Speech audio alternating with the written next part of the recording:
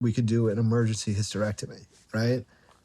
And Amber's still asleep on the table right now. So now I have to make these medical decisions for her.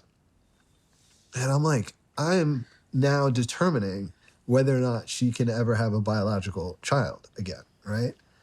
And I was just like, okay, if this was like my balls, like I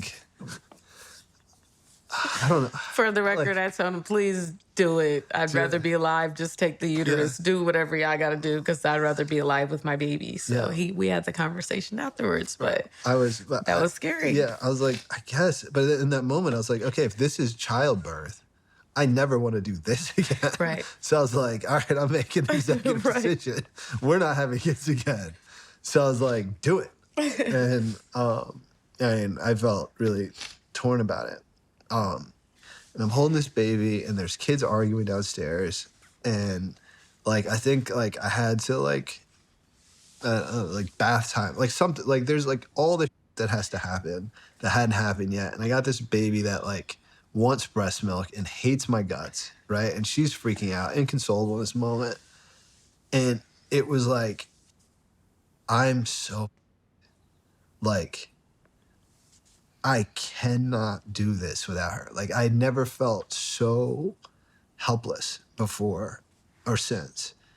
And it was like in that moment, right? Like anything that I had felt about any frustration about things in the past, anything about frustration about how she's treating herself in this moment, like all of it was like none of that mattered. It was like you and all your imperfections and idiosyncrasies, like I need that right now. I can't do this. And I'm not a religious person. So like in that moment, like I'm not the type that's gonna pray.